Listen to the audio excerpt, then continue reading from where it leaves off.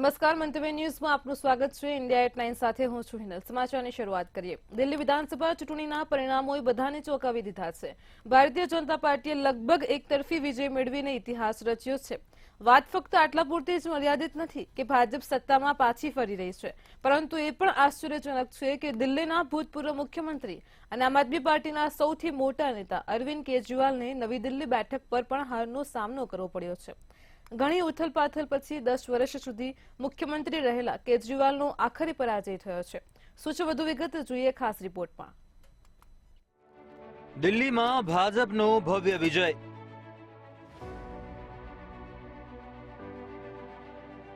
દિલ્હીએ સાબિત કર્યું, દિલ્હીના દિલમાં મોદી।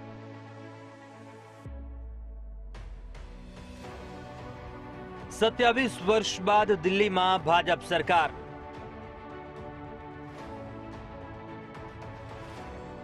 દિલ્હીમાં પણ બનશે ડબલ એન્જિનની સરકાર।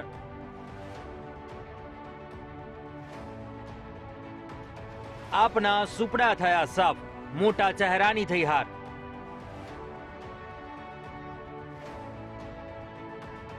27 વર્ષ બાદ દિલ્હીમાં ભાજપની ધમાકેદાર વાપસી થઈ છે। ભાજપની આંધીમાં વિરોધ પક્ષોના સુપડા સાફ થઈ ગયા। આમ આદમી પાર્ટીની સૌથી કારમી હાર થઈ છે। આમ આદમી પાર્ટી માત્ર 10 વર્ષમાં જ દિલ્હીમાં સત્તાથી બહાર થઈ। ભાજપ સ્પષ્ટ બહુમતીની સાથે સરકાર બનાવશે। કુલ 70 બેઠકો ઉપર થયેલા ત્રિકોણીય જંગમાં બીજેપી 48 બેઠક પર, જ્યારે આપે 22 બેઠક પર અને કોંગ્રેસ એક પણ બેઠક પર ખાતું ખોલી ન શકી। નવી દિલ્હી વિધાનસભા બેઠક પર દિલ્હીના પૂર્વ મુખ્યમંત્રી અને દિલ્હીના બે પૂર્વ મુખ્યમંત્રીઓના પુત્રની વચ્ચે મુકાબલો હતો, જ્યાં અંતે વિજય પ્રવેશ વર્માને મળ્યો। પ્રવેશ વર્મા દિલ્હીના પૂર્વ મુખ્યમંત્રી સાહિબસિંહ વર્માના પુત્ર છે, જ્યારે સંદીપ દીક્ષિત દિલ્હીના પૂર્વ સીએમ શીલા દીક્ષિતના પુત્ર છે। દિલ્હીના પૂર્વ મુખ્યમંત્રી અને આમ આદમી પાર્ટીના વડા અરવિંદ કેજરીવાલને દિલ્હી વિધાનસભા ચૂંટણીમાં હારનો સામનો કરવો પડ્યો। પ્રવેશ વર્માએ તેમને નવી દિલ્હી વિધાનસભા બેઠક પર કારમી હાર આપી। કેજરીવાલ સામે ભારતીય જનતા પાર્ટીએ પ્રવેશ વર્મા અને કોંગ્રેસે સંદીપ દીક્ષિતને ટિકિટ આપી હતી। પ્રવેશ વર્માએ આ ચૂંટણીમાં પોતાની રાજકીય કારકિર્દીની સૌથી મોટી જીત હાંસલ કરી છે, જ્યારે મુખ્યમંત્રી આતિશીને બાદ કરી ભૂતપૂર્વ સીએમ અરવિંદ કેજરીવાલ, મનીષ સિસોદિયા, સત્યેન્દ્ર જૈન સહિત કેટલાક મોટા ચહેરાઓ જેઓ પોતપોતાની બેઠકો પર હાર્યા છે, ત્યારે આપનું પ્રદર્શન અહીં સૌથી ખરાબ રહ્યું। અરવિંદ કેજરીવાલ અને તેમની પાર્ટીની વિશ્વસનીયતા ખરાબ રીતે ઘટી ગઈ। 27 વર્ષ બાદ દિલ્હીમાં ભાજપની સરકાર બની રહી છે, ત્યારે હવે આ પરિણામો બાદ રાજકીય નેતાઓના નિવેદનો પણ સામે આવ્યા।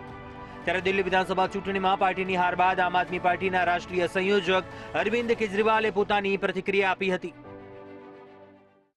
नमस्कार।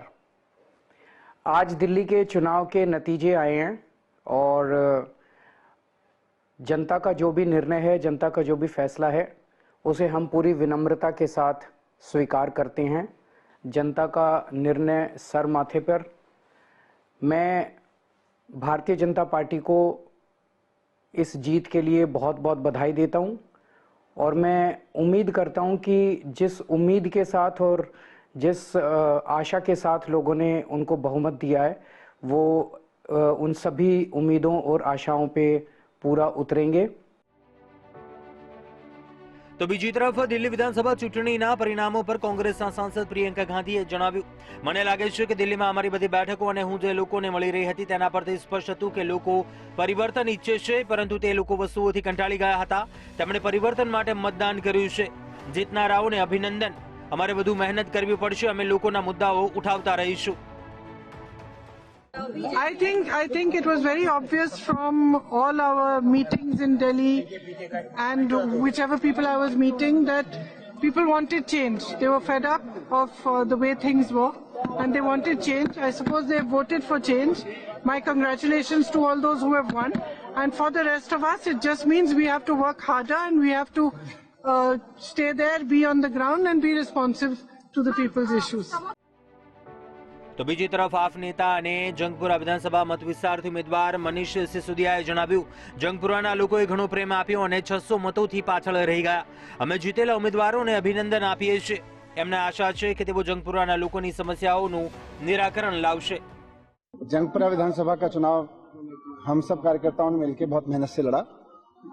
जंगपुरा विधानसभा के लोगों ने भी बहुत प्यार, मोहब्बत, सम्मान दिया। लेकिन 600 वोट से लगभग 600 वोट से उसमें हम पीछे रह गए। तो मैं जो कैंडिडेट जीते हैं उनको बधाई देता हूं और उम्मीद करता हूं कि जंगपुरा की समस्याओं को वो हल करेंगे, जंगपुरा के लोगों की जितनी भी चीज़ें हैं उनको हल करेंगे। बाकी तो अब बाकी देखते हैं। नहीं, अब चूक तो आपको बताएंगे एनालिसिस करके। નવી દિલ્હી બેઠક પરથી ભાજપના ઉમેદવાર પ્રવેશ વર્માએ જણાવ્યું કે હું દિલ્હીના તમામ લોકોને અભિનંદન આપું છું, તેઓનો આભાર માનું છું. દિલ્હીમાં બનનારી આ સરકાર વડાપ્રધાનના વિઝનને દિલ્હીમાં લઈને આવશે. હું આ જીતનો શ્રેય વડાપ્રધાન મોદીજીને આપું છું. હું દિલ્હીના લોકોનો આભાર માનું છું.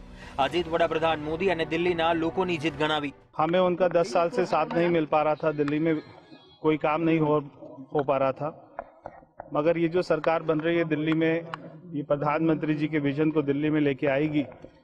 तो मैं प्रधानमंत्री जी का धन्यवाद करता हूं कि उन्होंने अपना समय दिया और मैं ये जीत का श्रेय प्रधानमंत्री नरेंद्र मोदी जी को देता हूं।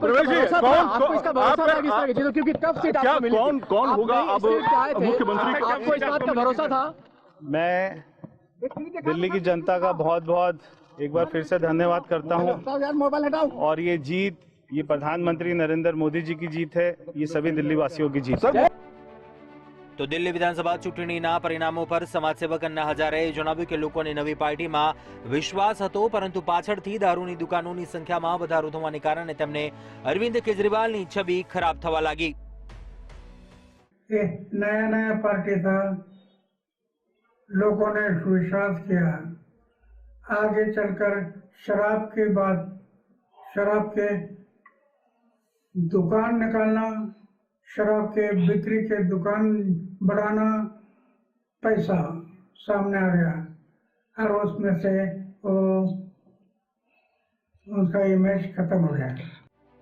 તો દિલ્હીમાં ભાજપની જીત પર વડાપ્રધાન નરેન્દ્ર મોદીનું પણ નિવેદન સામે આવ્યું. પીએમ મોદીએ દિલ્હીમાં ભાજપની જીતને વિકાસ અને સુશાસનની જીત ગણાવી. પીએમ મોદીએ ટ્વીટ કરતા જણાવ્યું કે માનવ શક્તિ સર્વોચ્ચ છે અને આ વિકાસ અને સુશાસનનો વિજય છે. દિલ્હીના મારા બધા ભાઈઓ અને બહેનોને ઐતિહાસિક વિજય અપાવવા બદલ મારા સલામ અને અભિનંદન.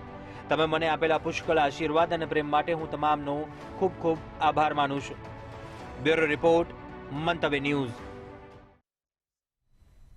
27 વર્ષ બાદ દિલ્હીમાં ભાજપની ધમાકેદાર વાપસી થઈ છે, પરંતુ 215માં 67 બેઠકો સાથે પ્રચંડ વિજય મેળવનાર આમ આદમી પાર્ટી માત્ર 10 વર્ષ પછી દિલ્હીમાં સત્તાથી બહાર થઈ. આખરે શું છે આપની હારનું કારણ? જોઈએ ખાસ રિપોર્ટમાં. દિલ્હીમાં આપ થઈ અસ્ત.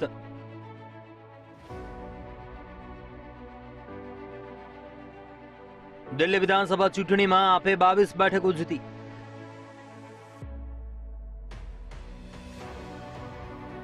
ભાજપની આંધીમાં વિરોધ પક્ષોના સુપડા સાફ.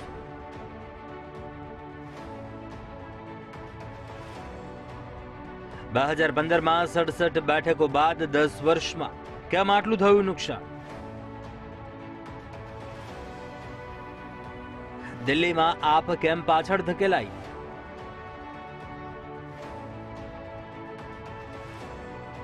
દિલ્હી વિધાનસભા ચૂંટણીના પરિણામોએ બધાને ચોંકાવી દીધા છે. ભારતીય જનતા પાર્ટીએ લગભગ એકતરફી વિજય મેળવીને ઇતિહાસ રચ્યો છે. એ પણ આશ્ચર્યજનક છે કે દિલ્હીના ભૂતપૂર્વ મુખ્યમંત્રી અને આમ આદમી પાર્ટીના સૌથી મોટા નેતા અરવિંદ કેજરીવાલને નવી દિલ્હી બેઠક પર હારનો સામનો કરવો પડ્યો. ઘણી ઉથલપાથલ બાદ 10 વર્ષ સુધી મુખ્યમંત્રી રહેલા કેજરીવાલનો પરાજય થયો. અરવિંદ કેજરીવાલ અન્ના આંદોલન દ્વારા રાજકારણમાં આવ્યા હતા કે તેઓ ભ્રષ્ટાચાર ખતમ કરવા અને લોકપાલ લાગુ કરવાનું વચન આપતા રહ્યા, પરંતુ તેમના પર ભ્રષ્ટાચારના ગંભીર આરોપો લાગ્યા. કેજરીવાલ તેમની સામે ભ્રષ્ટાચારની કહાનીનો અંત લાવી શક્યા નહીં. આપની હારનું મુખ્ય કારણ ભ્રષ્ટાચાર અને કામ ન કરવાના રાજકારણના આરોપો હતા. ઘણા પ્રસંગોએ તેમના પર આરોપ મૂકવામાં આવ્યો છે કે જ્યારે કામ પૂર્ણ ન થાય ત્યારે કોઈને દોષ આપો છો. હારનું એક કારણ આપના લાભાર્થી મતદારોનું પક્ષપલટું છે. ઉલ્લેખનીય છે કે અરવિંદ કેજરીવાલનો પક્ષ ભ્રષ્ટાચાર વિરોધી ચળવળમાંથી ઉભરી આવ્યો, પરંતુ માત્ર 10 વર્ષ પછી પક્ષના ટોચના નેતાઓ સામે ભ્રષ્ટાચારના ગંભીર આરોપો લાગ્યા. દારૂ કૌભાંડમાં અરવિંદ કેજરીવાલ, મનીષ સિસોદિયા અને સંજય સિંહને જેલમાં પણ જવું પડ્યું. પાર્ટી પર લાગેલા ગંભીર આરોપોની વાર્તાનો અંત લાવી શક્યા નહીં. આ ઉપરાંત કેગ રિપોર્ટમાં પણ હોસ્પિટલ બાંધકામ વગેરેમાં ભ્રષ્ટાચારનો આરોપ લાગ્યો. કેગ રિપોર્ટ પર ચર્ચા કરવાને બદલે તેને અવગણનાનો પ્રયાસ કર્યો.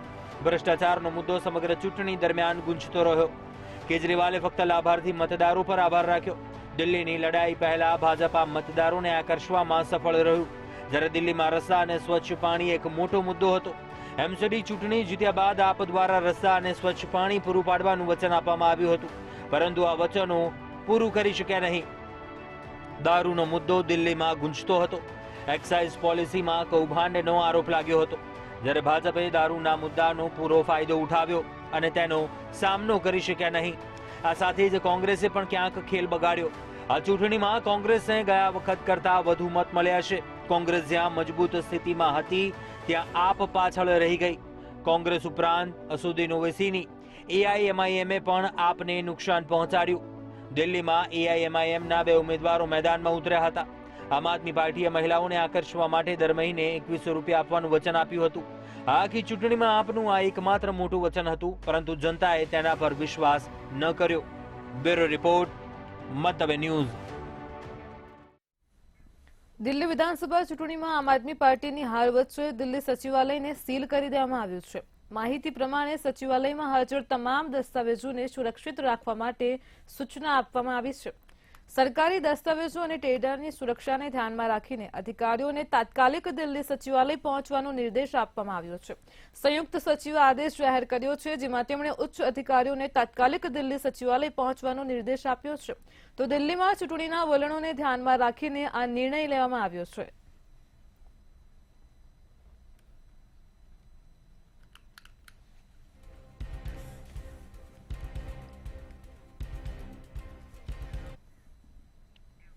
ઉત્તર પ્રદેશની મિલ્કીપુર વિધાનસભા બેઠક પરથી ભાજપના ઉમેદવાર ચંદ્રભાન પાસવાને જીત મેળવી છે. ચંદ્રભાન પાસવાને સમાજવાદી પાર્ટીના ઉમેદવાર અજીત પ્રસાદને 60,000થી વધુ મતોથી હરાવ્યા છે.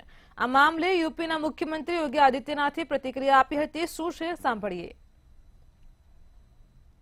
दिल्ली विधानसभा चुनाव का परिणाम और उत्तर प्रदेश की अयोध्या जनपद की मिल्कीपुर विधानसभा उपचुनाव का परिणाम झूठ एवं लूट की राजनीति पर पूर्ण विराम का स्पष्ट संकेत कर रही है. મહાકુંભ મેળામાં સંગમ સ્થાને અત્યાર સુધી 40 કરોડ જેટલા લોકોએ ડૂબકી લગાવી છે. હજુ પણ ભક્તોની ભીડ ઉમટી રહી છે. શું છે વધુ વિગત, જોઈએ ખાસ રિપોર્ટમાં.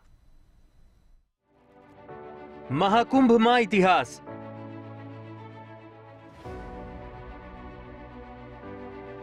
મહાકુંભ મેળામાં લોકોનો જમાવડો.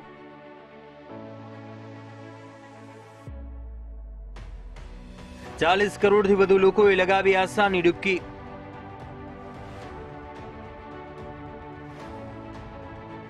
હજુ 19 દિવસ બાકી, સંખ્યા 50 કરોડને આંકે તેવી શક્યતા.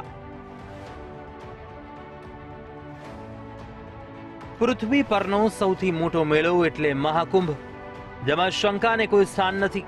મહાકુંભમાં ગુજરાત કે ભારત જ નહીં પરંતુ વિશ્વભરમાંથી શ્રદ્ધાળુઓ સંગમ સ્નાન માટે આવી રહ્યા છે.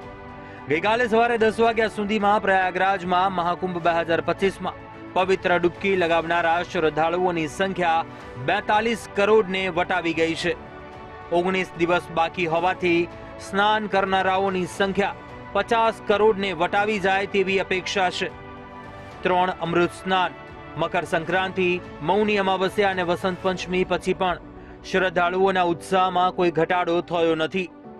ભારત અને દુનિયાભરમાંથી લોકો પવિત્ર ત્રિવેણીમાં સ્નાન કરવા માટે મોટી સંખ્યામાં આવી રહ્યા છે. આમાં 1 કરોડ કલ્પવાસીઓ તેમજ વિશ્વભરના શ્રદ્ધાળુઓ અને સાધુઓનો સમાવેશ થાય છે. હજુ પણ પ્રયાગરાજમાં કરોડોની સંખ્યામાં લોકો આવી રહ્યા છે. મૌની અમાવસ્યા પર સૌથી વધુ 8 કરોડથી વધુ શ્રદ્ધાળુઓએ પવિત્ર સ્નાન કર્યું હતું, જ્યારે મકર સંક્રાંતિ પર 3.5 કરોડ લોકોએ સ્નાન કર્યું. 30 જાન્યુઆરી 1 ફેબ્રુઆરી બંને દિવસે 2 કરોડથી વધારે લોકોએ ભાગ લીધો હતો, જ્યારે પુષ્ય પૂર્ણિમાના દિવસે 1.7 કરોડથી વધુ શ્રદ્ધાળુઓએ પવિત્ર સ્નાન કર્યું હતું. વધુમાં વસંત પંચમીના દિવસે 2.5 કરોડથી વધુ શ્રદ્ધાળુઓએ ત્રિવેણી સ્નાન કર્યું હતું. બ્યુરો રિપોર્ટ, મંતવ્ય ન્યૂઝ. અખાડામાં અચલા સપ્તમી બાદ મહાકુંભ ક્ષેત્રમાંથી નાગા સાધુઓની વિદાય લેવાની પ્રક્રિયા ઝડપી બનતી હોય છે અને ત્યારે ત્રીજા શાહી સ્નાન બાદ મહાકુંભમાંથી નાગા સાધુઓ વિદાય લે તે પહેલા તેમની ગુપ્ત ચૂંટણી યોજાય છે. આ એક પરંપરા છે અને આ પરંપરાનું પાલન કરતા પ્રયાગરાજ મહાકુંભમાં સૌથી પહેલા અખાડાઓએ ધર્મધ્વજા નીચે પોતાની નવી સરકાર બનાવી છે. ત્યારે શું છે આ પરંપરા, જુઓ ખાસ અહેવાલમાં. અખાડામાં અચલા સપ્તમી બાદ નાગા સાધુઓની વિદાય.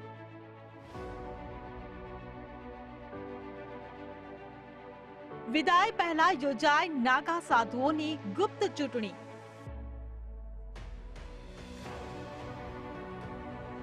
ધર્મ ધ્વજા નીચે પોતાની નવી સરકાર બનાવી.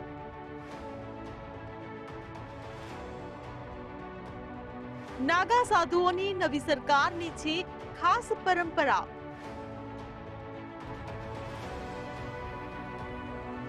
અખાડાઓની મહાકુંભ ક્ષેત્રમાંથી વિદાયની પ્રથમ પરંપરા.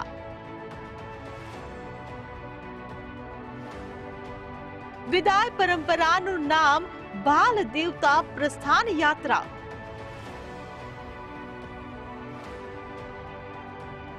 શોભા યાત્રામાં પણ નાગા સાધુઓ ક્યાંય દેખાતા નથી. નાગા સાધુઓના છાવણી કેમ્પ પડદાથી ઢાંકી દેવાય છે. નાગા સાધુઓ કુંભથી વિદાયની કરતા હોય છે છેલ્લી પૂજા.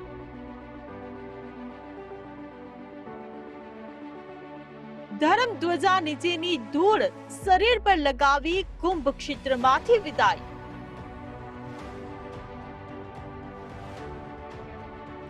અખાડાના સર્વોચ્ચ વિધાનસભા તરીકે ઓળખાતા પંચ પરમેશ્વરની ચૂંટણી અખાડાઓની મહાકુંભ ક્ષેત્રમાંથી વિદાયની પ્રથમ પરંપરા છે. ધર્મ ધ્વજા નીચે તેને મહાનિર્વાણીમાં પૂર્ણ કરતા 16 સભ્યોની વિધાનસભાની ચૂંટણી યોજાઈ. આવી જ રીતે નિરંજની અખાડામાં પણ નવી સરકાર બની. હવે નાગો દ્વારા પૂર્ણ થનારી છેલ્લી પરંપરાનો વારો આવે છે, જેને ભાલ દેવતા પ્રસ્થાન યાત્રાનું નામ આપવામાં આવે છે. આમાં અખાડાના 3 નાગા સાધુઓ નાગા પોશાક પહેરીને પોતાના ભાલા દેવતાઓને પોતાની પીઠ પર રાખીને અખાડાની પાલખી લઈને કુંભ ક્ષેત્રમાં સંતોની શોભાયાત્રાના રૂપમાં કુંભ છાવણી છોડીને પોતાના સ્થાન પર ચાલ્યા જાય છે. પરંતુ આ શોભાયાત્રામાં પણ નાગા સાધુઓ ક્યાંય દેખાતા નથી. નાગા સાધુઓના છાવણી કેમ્પ પડદાથી ઢાંકી દેવામાં આવે છે અને તેમાં દરેકના પ્રવેશ પર પ્રતિબંધ હોય છે, જ્યાં નાગા સાધુઓ કુંભથી વિદાયની છેલ્લી પૂજા કરી રહ્યા હોય છે. નાગા સાધુઓનો મહાકુંભમાંથી વિદાય પહેલાનો છેલ્લો શૃંગાર એ જ રાત્રે થાય છે, જે દિવસે અખાડાની ધર્મ ધ્વજાની દોરી ઢીલી કરીને અખાડાના દેવતા ત્યાંથી પ્રસ્થાન કરી જાય છે. નાગા સાધુઓ દિગંબર વેશમાં પહેલા પવિત્ર ભભૂત પોતાના શરીર પર લગાવે છે અને પછી ધર્મ ધ્વજા નીચેની ધૂળ પોતાના શરીર પર લગાવીને કુંભ ક્ષેત્રમાંથી વિદાય લઈ લે છે. નાગા સાધુઓ રાત્રે કયા માધ્યમથી અને કયા સમયે કુંભ ક્ષેત્ર છોડીને જાય છે તે માહિતી જાહેર કરવી પ્રતિબંધિત હોય છે. એટલા માટે તેઓ તેને જાહેર નથી કરી શકતા. આ નાગા સાધુઓ બીજા દિવસે સવારે સીધા કાશીમાં અખાડાના નિયુક્ત સ્થળ પર મળે છે, જેઓ ત્યાં પોતાનું છેલ્લું સ્નાન કરતા હોય છે. ત્યારબાદ નાગા સાધુઓ સંબંધિત મંદિર તરફ પ્રયાણ કરે છે. નાગા સાધુઓ પોતાના તીર્થ સ્થાનો છોડીને અજાણ્યા સ્થળોએ ચાલ્યા જાય છે. બ્યુરો રિપોર્ટ, મંતવ્ય ન્યૂઝ. વિશ્વ પ્રસિદ્ધ ચારધામ યાત્રા કરનારા યાત્રાળુઓ માટે સારા સમાચાર છે. હવેથી યાત્રાળુઓ ચારધામ જવાના 15 દિવસ પહેલા 24 કલાક નોંધણી કાઉન્ટર પર નોંધણી કરાવી શકે છે. નોંધણી સુવિધા 3 શિફ્ટમાં ઉપલબ્ધ કરવામાં આવી છે, જેમાં કર્મચારીઓ મુસાફરોની જાતે જ નોંધણી કરશે. વહીવટી તંત્રનું કહેવું છે કે જ્યારે પરિસ્થિતિ સામાન્ય થશે ત્યારે નોંધણીનો સમય સવારે 8 વાગ્યાથી રાત્રે 11 વાગ્યા સુધી કરી શકાય છે. ઉલ્લેખનીય છે કે દર વર્ષે લાખો ભક્તો 4 યાત્રાઓમાં ભાગ લે છે અને ત્યારે આ વર્ષે ચારધામ યાત્રા 29મી એપ્રિલથી શરૂ થશે, જે પરંપરાગત રીતે યમનોત્રીથી શરૂ થાય છે. અને બદ્રીનાથ ખાતે સમાપ્ત થાય છે, જેમની સુવિધા અને સુરક્ષા માટે વહીવટીતંત્ર કોઈ કસર છોડતું નથી. ચારધામ યાત્રા માટે નોંધણી ઓનલાઈન અને ઓફલાઈન બંને રીતે કરી શકાય છે. હરિદ્વાર અને ઋષિકેશમાં 20 કાઉન્ટર સ્થાપવા સૂચના આપવામાં આવી છે, તો મુસાફરોના આગમન અનુસાર સમયમાં પણ બદલાવ કરવામાં આવશે. આ સાથે જ મેન્યુઅલ નોંધણીનો કોટા 40% નક્કી કરવામાં આવ્યો છે, જ્યારે ઓનલાઈન કોટા 60% રહેશે.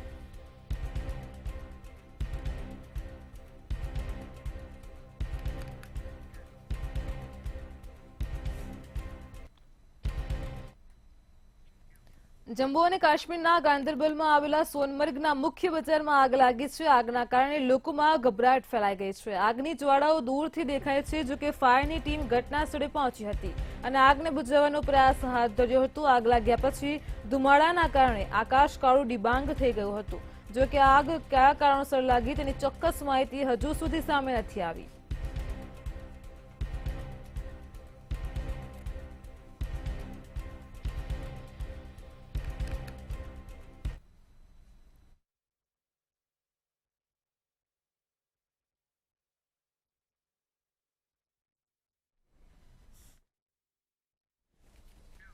જમ્મુ અને કાશ્મીરના પૂર્વ મુખ્યમંત્રી મહેબૂબા મુફ્તીની પુત્રી ઇલ્તિઝા મુફ્તીએ દાવો કર્યો છે કે તેને અને તેની માતાને નજરકેદ કરવામાં આવ્યા છે. અધિકારીઓએ તેમના દરવાજા પર તાળું મારી દીધું છે.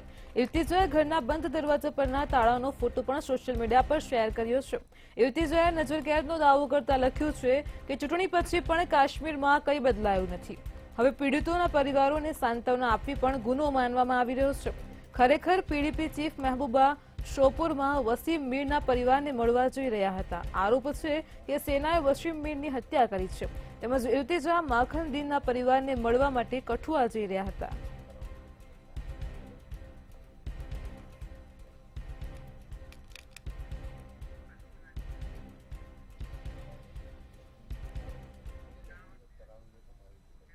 રશિયાના રક્ષા મંત્રાલયે એક વિડીયો જાહેર કર્યો હતો અને જેમાં યુક્રેનિયન શહેર જર્જિસ્ક પર કબજો કરવાનો દાવો કરવામાં આવ્યો છે. રશિયન મીડિયા અનુસાર યુક્રેનના ડોનેટ્સ ક્ષેત્રમાં સ્થિત આ શહેર પર રશિયાએ કબજો કર્યો છે. જર્જિસ્ક ઉપરાંત રશિયાએ 2 ગામો ડુઝબા અને ક્રીમસ્કોકે પર કંટ્રોલ હોવાની વાત કરી હતી. રશિયન સૈન્યએ કહ્યું છે કે યુક્રેને શહેરની રક્ષા માટે લગભગ 40,000 સૈનિકો તૈનાત કર્યા છે. તેમાંથી 26,000 સૈનિકો 5 મહિના ચાલેલા યુદ્ધમાં મૃત્યુ પામ્યા. વિડીયો ફૂટેજમાં રશિયન ડ્રોન યુક્રેનિયન સૈનિકોને નિશાન બનાવતા બતાવવામાં આવ્યા હતા. રશિયાના રક્ષા મંત્રાલયે જણાવ્યું છે કે યુક્રેનની સેનાએ શહેરની લગભગ દરેક ઇમારતને કિલ્લામાં ફેરવી છે. શહેરના ઉત્તરી અને પશ્ચિમી ભાગોને બચાવવા માટે વિવિધ ટેકનિકી પણ અપનાવવામાં આવી રહી છે.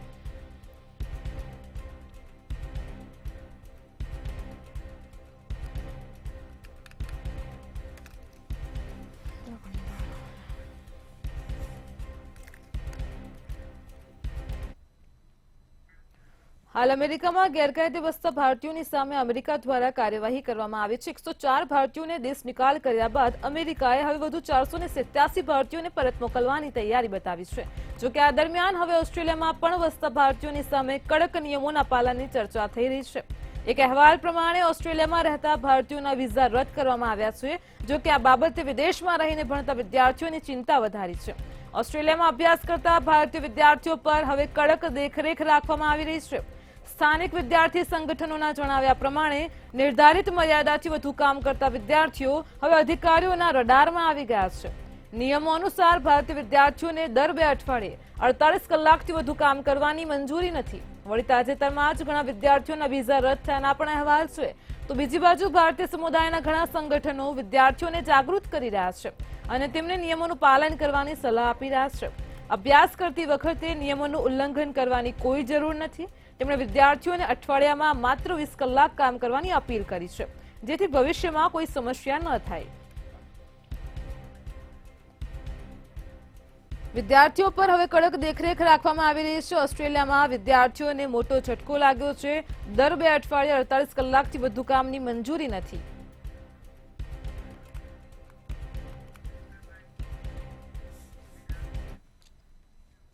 દિલ્હી વિધાનસભાની ચૂંટણીમાં ભાજપની ઐતિહાસિક જીત બાદ વડાપ્રધાન નરેન્દ્ર મોદીએ પાર્ટી મુખ્યાલય ખાતે કાર્યકર્તાઓને સંબોધ્યા હતા. તેમણે આમ આદમી પાર્ટી પર આકરા પ્રહાર કરતા કહ્યું છે કે આજે અન્ના હજારેની આ દુર્ઘટનાથી લોકોને મુક્તિ મળી છે. ભારત માતા કી જય અને યમુના મૈયા કી જયથી સંબોધનની શરૂઆત કરતા પીએમ મોદીએ જણાવ્યું કે દિલ્હીના લોકોએ ખુલ્લા દિલે પ્રેમ આપ્યો છે. તેમણે કહ્યું કે દિલ્હીના દરેક પરિવારે મોદીની ગેરંટી ઉપર વિશ્વાસ કર્યો છે. તે બદલ હું માથું નમાવું છું. અમે ઝડપથી વિકાસ કરીને દિલ્હીના લોકોનું ઋણ ચૂકવીશું.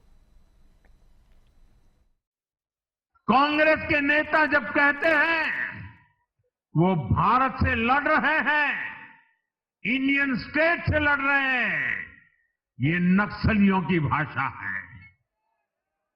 ये समाज में, देश में अराजकता लाने की भाषा है. आज दिल्ली से मैं देश के नौजवानों से भी अपना एक आग्रह दोहराना चाहता हूं. मैंने 1 लाख नौजवानों को राजनीति में आगे आने के लिए कहा है. कांग्रेस की ये अर्बन नक्सली सोच राष्ट्र की उपलब्धियों पर अटैक करती है. ये पूरी दुनिया में अपनी ही सोच का आर्थिक, सामाजिक और राजनीतिक निजाम लाना चाहती है.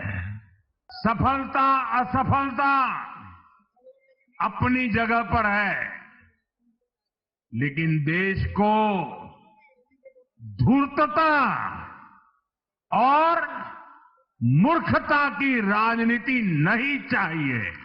रिफॉर्म और परफॉर्म की गारंटी देती है. और जब इसमें हर दिल्ली वासी जुड़ जाएगा तो ट्रांसफॉर्मेशन और तेज गति से आएगा. हमें दिल्ली के विकास के लिए मिलकर काम करना है. इंडिया एट 9 માં હાલ આટલું જ. પડે પણની અપડેટ મેળવો માત્ર મંતવ્ય ન્યૂઝ પર.